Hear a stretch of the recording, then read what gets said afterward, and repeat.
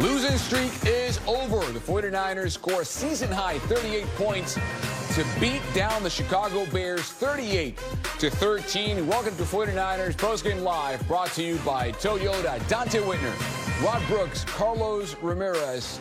Brock Purdy had 325 yards. That's the fifth most and any regular season game, sixth most in his career. That first half, Donte, was vintage 49er football. Absolutely, and Brock Purdy and the offense, they were very efficient. They had a really fast start. The defense played lights out in the first half. I think they gave up under 10 yards in the total half. And then for the second half, the 49ers defense, and particularly the defensive line, closed out the game off the losing streak. The Niners ran the ball the way they needed to. They ran the ball the way they used to. We saw screen passes. We saw passes to the running back today. The Niners, 6 trips to the red zone, 5 touchdowns. We saw 5 explosive plays, over 30 yards. They look like the San Francisco 49ers. Let's go back to the first drive of the game. We're going to dive deep. We have a whole hour worth of coverage for you at home. We were wondering for the entire season, Donte, where is that first devastating drive that the 49ers had us used to last season? We saw it today. Look at this. The first half, 24-10. Look at the yardage. 319 total yards for the 49ers. They allowed 4. That's not a typo. The Bears had 4 total yards on offense in the first half. It was a beatdown. It was a clinic in the first half. And you can attribute that to staying ahead of the sticks on first and second down. A lot of the drop back and play action pass game on first and second down, to Kittle, to Jennings, getting the ball into the red zone, and then the execution in the red zone. We haven't seen that all season long.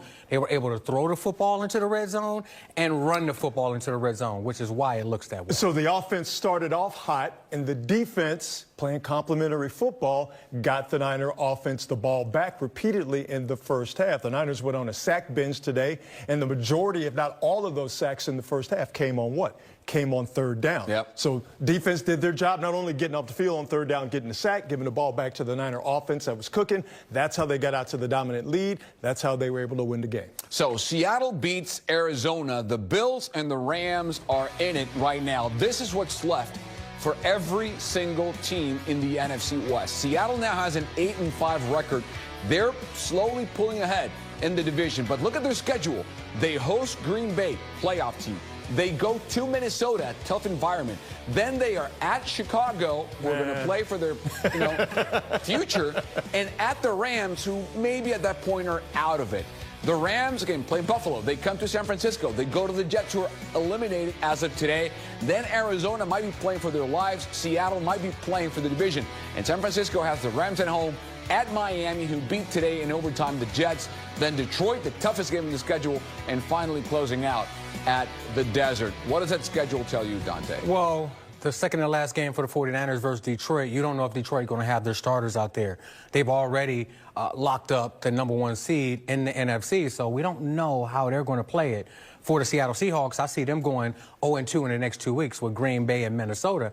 So if the 49ers can find a way to beat the Los Angeles Rams and stay in contention, it's anybody's division. That's why I am. The biggest game is the next game for the Niners, Thursday night against the Rams. And Isaac Guerendo, who's a big part of what they did today, a big part of what they hope to do going forward. Injury-wise, we're still waiting on word as far as his situation is concerned. I know what you're thinking. There's no Matt Mayoko today, so there's no way you have some insight at Levi. We can't replace the Don. No. We can't do it. I'm just saying, you were wrong, because we have not 1, but 2. It takes 2 to replace. And great ladies to give us information out of Levi Stadium. Laura Britt and Jennifer Lee Chan. Ladies? Yeah, Carlos, this was a much different 49ers team than what we've seen over the past 3 weeks. We've seen them snap their 3-game losing streak, but this team today stepped up when a lot of players, and key players at that, were out for the 49ers. I think the most important aspect of this game, they get those 2 touchdowns in the first quarter. The 49ers have only done that 1 other time this season. Yeah, I mean, they were able to move the ball down the field. Big contributions from Isaac Guerendo, George Kittle, Juwan Jennings. I mean, Brock Purdy really spread the ball around, and it was a team effort to move the ball and get touchdowns on the board. You mentioned Isaac Guerendo, a big game for the rookie running back. This is his first career NFL start. He is out. He did leave the game, I should say, with a foot injury. We're going to wait to hear more on that. But overall, Isaac Guerendo stepped up when the 49ers needed him most. They are on their fourth running back and potentially now could be their fifth. Patrick Taylor went in. He had 7 carries for 25 yards. But, I mean, can you believe that the 49ers, who had Christian McCaffrey, Elijah Mitchell, J.P. Mason, could be on their 5th running back for this season? Yeah, it's hard to believe, but with the injuries that the 49ers have been dealing with all season long, at this point, you almost come to expect it, unfortunately. Now, on the defensive side, the 49ers were outscored by a large margin over the past 2 weeks against the Packers and then also against the Bills. That was not the case today. The 49ers defense stepped up. They had a lot of players filling in for Nick Bosa, obviously missing his 3rd consecutive game. I think they did an admirable job, and also getting all over Caleb Williams with some sacks today. Right. I mean, Yetur Gross-Matos had a really great game. He's been struggling with the knee injury, so good to see him back on the field. But interesting, Talanoa Hufanga going back out there with Malik Mustafa. Jair Brown kind of took the back seat today. He was out there for a little bit, but really it was Talanoa Hufanga's return, Deommodore Lenoir, and him really stopping the run once it never really got past the 2nd level because they were holding it tight. Yeah, how impressed were you with what Hufanga did today, being able to step right back in and get that defense going? I mean, that's hard. We've talked to a lot of different players who say that after coming back from an injury, it's difficult getting up to speed, getting up to game readiness, because they can be in cardiovascular shape, but once they take that first hit, it does feel different. Yeah, this was a very good and needed win for the 49ers. Carlos, we'll send it back to you. Great job, Laura and Jennifer, as always, in Levi Stadium. Now we focus on a guy who has been, in my estimation, the best 49ers player this season, and that is the people's tight end. He said after a one-catch performance against the Bills last week, quote, "I do not have an explanation for just having one catch. I felt pretty open multiple times." So some people took that as a slight against maybe them not feeding him the ball appropriately. Well, today he was fed and then some, like it was Thanksgiving night. 6 targets, 6 catches, 151 yards, no touchdowns, but who cares? He was moving the ball up and down the field, no opposition whatsoever, D. And he got drunk off the yak. Yes, sir. Once again. Yes, sir. The first drive of the game, a 33-yard tight end middle screen. He came back on the 3rd drive of the game. He had a 30-yard crossing route. He had a deep 7 route for over 20-something yards. And then in the second half, he added again with another screen.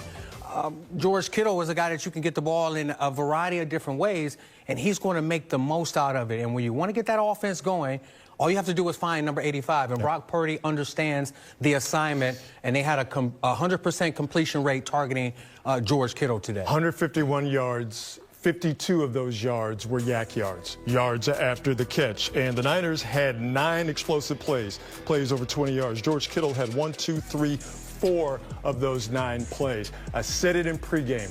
Where would the Niners be without him? But this isn't the first time that George Kittle played the squeaky wheel and got the grease. I want to go back to before the Seattle game, I believe in week 6. The Niners were really struggling in the red zone. And George Kittle said, and I'm paraphrasing this, when the puzzle is not working or pieces don't fit, you have to change the puzzle. He said that in the days leading up to the Seattle game, first game of the season.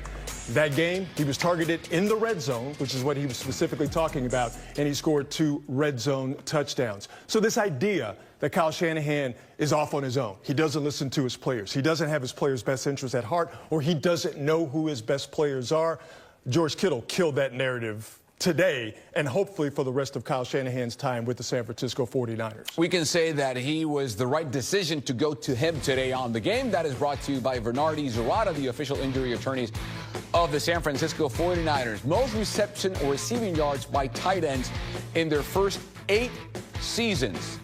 Travis Kelce, number 1. Rob Gronkowski, number 2. He did play with a guy named Brady. Maybe it rings a bell.